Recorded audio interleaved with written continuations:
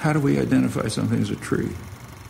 You plant a tree, it grows. You cut a branch off it, and you put that branch in the ground. Suppose it grows and becomes exactly identical to the original tree. Is that new one the same willow tree? Why not? It's not so simple. As you can see, I felt a bit stupid here. Why should we take it to be obvious that if I let go of a ball, it goes down and not up? Learning comes from asking, why do things work like that? Why not some other way? The world is a very puzzling place. If you're not willing to be puzzled, you just become a replica of someone else's mind. We see the world in terms of trees and dogs and rivers and so on. But then the question is, well, what are those concepts? People are just not satisfied to think, I go from dust to dust and there's no meaning to my life. What makes you happy? I don't really think about it much. No? I get that a lot, though, Michel. Can I call you Michel? Sure. Here. But you'll have to hold it. I apologize for that. But no problem. No problem. This is Betty. Did you meet? Hi, Betty. Enchanté. No, we haven't, but it's a weird thing. I get that all the time. I get people say that to me to the extent where it's a thing. It's a, I can't understand it. Do you dislike it? That people believe they met you before? Do you dislike? No, I just accept it. It's neutral. But I give them the benefit of the doubt. Yeah. You hope you've been confused with somebody decent. Well, it became a little philosophical because I had to think about why this was happening. This phenomenon was happening so often. So I decided that it was because it more happened around usually film events and festivals a lot. So I just decided this is the right environment for me. Yeah, I mean, I was asking because I don't want to upset you, and thank you. You don't want to feel average. No, not in the slightest. Though I appreciate that. Well, welcome. Bienvenue, do we say? Or should I just say, I'll stick in English. Your English is very good. So. It's not. My accent. See, I tried to do the. Because it's not natural for a French person. You say the or fe, but the. But now I use it in places it's not supposed to be. So it makes me look really stupid. I try to have a decent accent, but... I will speak slow so people can understand. Thank you. On the radio, you can't have subtitle. No, that's true. You can have somebody talking over me with a nice voice. Right. That's almost always worse. That radio does do that a lot when they're they'll have like the interpreter. Uh-huh. Yeah, and I have had on international guests that don't even try because they know their English is like pidgin English, so they don't even attempt it. Yeah, so but like since all my interviews are done in English, I start to think more in English, so it's even easier. And I have on the written press, it's a good thing because I know people correct me, and I sound, or I read smarter, so which is good. Well, it's interesting that we're talking about language at the beginning of our conversation because it transitions to your new film perfectly.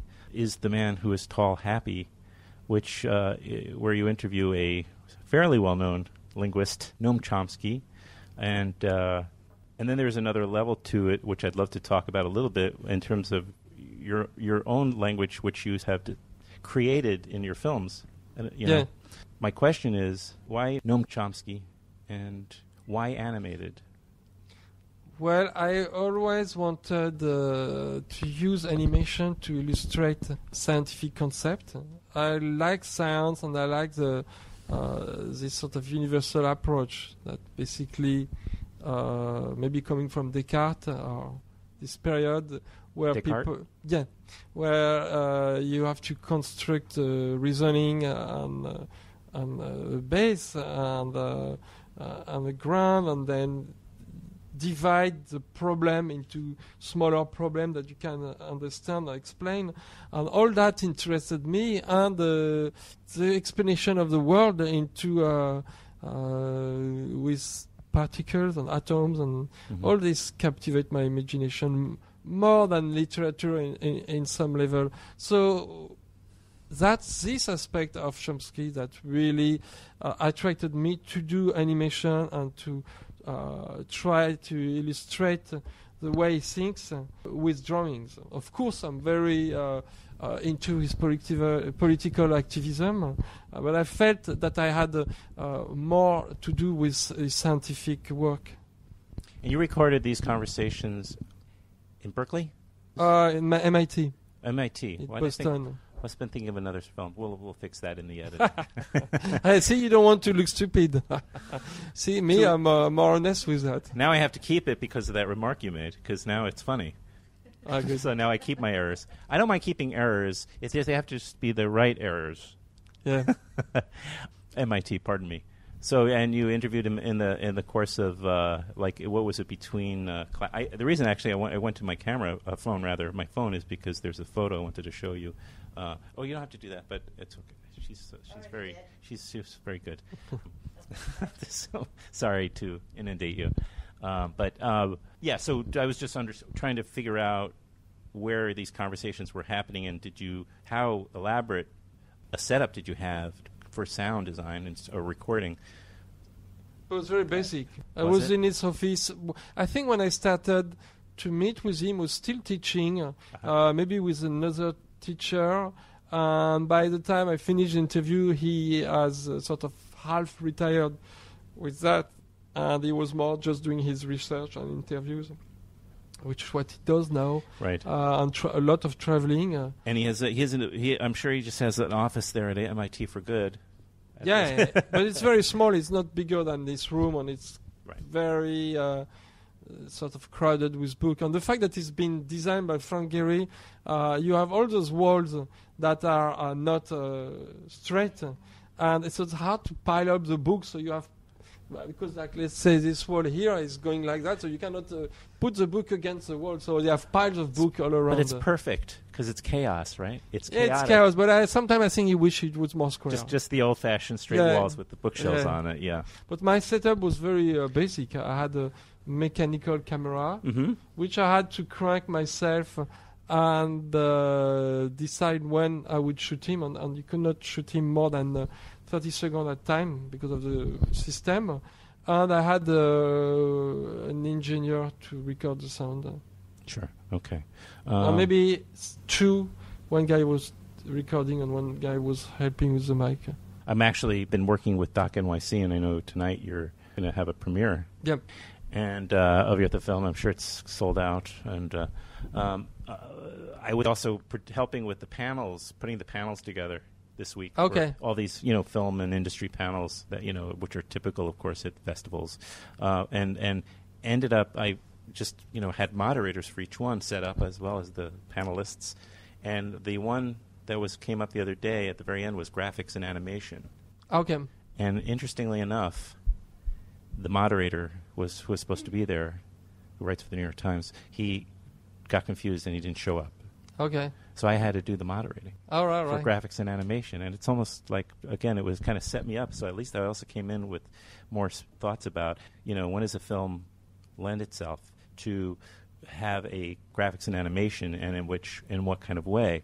But the way you're describing it is actually, you've been wanting to do that for a while, and all of a sudden maybe this just seemed like the right project for animation.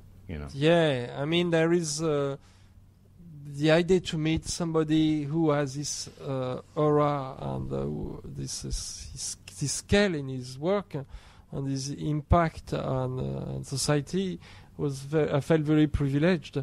I had this idea to illustrate science with my graphics, and so I submitted to him this concept. I showed him some animation I had made, and he felt it was right, and he went for it. That's how it happened. And was he aware of your work? Not really himself, but I think his assistant was, and but maybe his grandchildren like my videos. I have there are a lot of instances where the connection to some actor or some artists or people are made by their children who have been following my work. Oh, nice. Okay, that makes sense. I guess my question about the film is, and maybe because you do make films mostly in English now, I want to make sure I didn't. Science of Sleep. It's mostly in English, yes. Okay. The last one I did with Indigo is in French. That was the very last film, though, right before this one, right? Okay. Yeah. I guess what I'm thinking is maybe on some level, it's as though you've almost created a language problem for yourself in that you're making movies in other languages in a way. And then you find this other third language almost, and it's like an alternative reality component to almost every film you have made. And it seems as though there's like this unique language that is in each film. And I'm thinking, of course, of External Sunshine of the Spotless Mind, where it's people who have lost their memories, or maybe then on some level you feel as though everybody is suffering from schizophrenia on some level. And schizophrenics often have their own language, it seems. And then also the Science of Sleep, where there's a specific dream language. And and then even in The We and the I, which I had also the fortune of moderating with all the kids. I was trying to find the photo. Oh, yeah. There's a photo of me with all the kids from them. They were so great. And where you were dealing with a very specific language almost, you know? Yeah, it's true. And there is a connection. And same thing with Dave Chappelle. Right, of course. In both cases, with Dave Chappelle, yes, Block Party. Oh, I forgot. And in both cases, and in general, with Chomsky or with Dave Chappelle, it's hard for me to understand them, and it's hard for them to understand me. So we have to connect on a different level, and that really describes this level you're talking about. Yeah, that's what I mean, because it says you seek it out. I am seek it out? What does that mean? Seek, as if you search for... Oh, yeah, seek it out. Yeah, sorry. Yes, and as I explained, as I say to Noam in the interviews, my inspiration comes from misunderstanding a lot of time, because I have to make up a reality from the glimpse of connection or reality I see, and I have to create my own reality. Like, let's say I have a conversation with somebody. There will be elements I understand, elements I don't understand, but I have to bridge them, so I'm sort of navigating, and it makes sense in my mind. So I use that when I illustrate those conversations or those concepts to not stick too literally to the meaning of what people say. And I always navigated with that since I worked in a foreign language. And you would expect by now I would be more acquainted with the language, but there is always a moment where, even like now, you ask me a question, there is a moment where I don't really understand what you're talking about, and then later on I come back to understanding, so I have to make up my own reality so I can express myself. I see. I love it. And I remember I was doing a video for the Foo Fighters. I was very early when I moved in Los Angeles or in America. And which project? Everlong. Oh. And I took his lyrics, and like in poetry, lyrics of songs are a little bit detached from concrete meaning. So my understanding was detached as well. Or there are sentences I really understand, I can illustrate them, but in between I bridge them with my own reality. And he told me that I understood his lyrics better than the song itself, because of this distance I have. So that works pretty well. The main problem is when I'm trying to follow a conversation and then the subject changes. And my understanding, for a while I try to match. I don't know that the subject has changed, and I try to match my understanding to something that has nothing to do until I figure out I'm on the wrong subject. So I have to try to catch up, and I'm in the middle of the new subject. Without embarrassing yourself, or you don't care, or do you self-conscious? Sometimes it's embarrassing. Yeah, depends on, I guess, the context. I remember one time, but that's not exactly that. I was in a meeting at Sony, and they told me the new boss of Sony was called Michael Jackson. So they talk about Michael Jackson as the boss of Sony, nothing to do with the singer. But I keep talking, and I say, well, I just don't understand what he did that to his face. He's a great artist, but he had to transform himself so much. And then they realized that I was totally beside the point. That they lost but that's you. not a language thing. That's my own understanding, regardless of what language is being used. So on some artistic level, it seems as though by, in a way, animating, you found this emotional story or way of presenting the story of Chomsky. I speak the same language as Noam Chomsky, supposedly, but I have a hard time. I'm not very cerebral, I guess, but I have a hard time, with some of his ideas, and I'm just wondering if how you guys bridged the gap. Well, it was important because I had met him a bunch of times before we started the interviews, and I find out he was very human and friendly, and I wanted to show this aspect. And sometime when he would go in too much complication into his explanation, I would bring him back to more personal matters. And so at the end, he apparently doesn't like to talk about his private life. And not that I wanted to be doing a tabloid work, but I found that maybe people would be perceiving him with a different perspective if I show that he had this connection with his grandchildren and he has this passion for his wife. And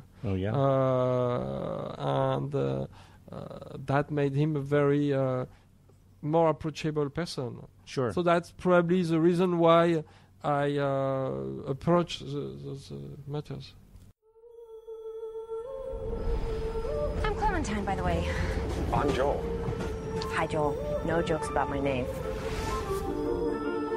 You like? You look like a tangerine. I want to be a great, big, huge elephant. You're trying to figure out, did I have sex with someone tonight? And how do you get people to like you? Here at Lacuna, we have a safe technique for the focused erasure of troubling memories. Is there any risk of brain damage? Technically, the procedure is brain damage, but it's on a par with a night of heavy drinking. Nothing you'll miss. I'm in my head already, Arden. That baby's history. It's all being wiped away. They're erasing you, Clem. You'll be gone by morning. I would probably be remiss if I didn't talk about the fact that every time one of these lists comes out about the best movies of the past 10 years or 20 years, External Sunshine always seems to make that list. How does it feel that, or what do you make of that this movie has connected with so many people? Did you have a sense of, I know we're veering off course from Is the Man Who Is Tall Happy, so forgive me, and it's premiering. What date is it premiere, first of all? When is the New York premiere? Here theatrical? Tonight. But that's but then it opens tomorrow. Yeah, okay. That's the official premiere tonight. Tonight is the premiere. With Noam is going to come. Oh yeah, right. Q&A with yes. Noam Chomsky. Yeah, I'll be there. I'm going to come. I'm going to come to that. Are you coming? Yeah, if you're around, I'll sneak in somehow. We'll get you in. Yeah. So I'm just wondering what you make. I kind of feel like so many people feel so connected to that film and return to it so much. I was wondering what you made of that success. Well, it's not something you can predict. It's just something that comes with the time, and sometimes it's not a burden, but it's a bit heavy because I do new work, and it's been nearly 10 years now. It's 2004. And I feel, I would like to have this recognition for new movies. Of course. And there was this strong collaboration with Charlie Kaufman, and he wrote a great screenplay. It's hard to tell why, but it's true. He reached out wider audience, and people have a personal connection to it. Like, lots of people come to me and say, "Oh, thanks to your movie, I reconnected with my girlfriend, with my boyfriend," and that's really very nice to hear. Sometimes And you must have this connection. But sometimes people who have a connection with this movie, they don't realize that other people have a strong connection with Bloc Party because it talks about their community, and they may be as numbered than those people, but they're not so outspoken maybe. And a lot of people watch Green Hornet, and some people liked it. And it's sort of bittersweet, but like people generally assume it was a failure, and even they say it was a flop at the box office, which is not true because it made 220 million, which is by far my most growth in biggest growth. Right. I mean, sorry, for a superhero movie, it's maybe you expecting more, but you can't say it's a flop. So a lot of kids, for instance, like this movie, or like a lot of kids, their favorite movies become Rewind because it shows that they can make movies with garbage and stuff, and that's something that's important to me. But it's true, like people who are really specifically speaking of filmmaking are much more interested into Eternal Sunshine. No doubt, all the movies you just mentioned, Be Kind, Rewind, and The Green Hornet, all have had their audiences and have their audiences. But when a film is designated as cult, I mean, there's that. It's just curious to me what it's as though you become frozen in time with that film forever. But it feels a bit outside of me. It feels it's not. There is not so much difference between this film and the other I've done, and especially, for instance, the first one, which was a collaboration with Charlie Kaufman, Human Nature, and didn't have this strong connection. But I don't see so much difference. But there must be something I don't really try to understand, like the combination of this sort of science fiction element and emotional and the relationship subject, and the performance of the actor and other things, the lighting, and mostly the story. So we could analyze, but I think it corresponds to. It's a bit of a coincidence, I would say. There is something random about it. Well, first of all, thank you, Michel. Thank you very much. It's such a pleasure to have you and to have an opportunity to talk to you. It came together very quickly, but I'm so grateful. So thank you for giving me all your time. Thank you, Michel. Thank you. I will see you tonight. You will.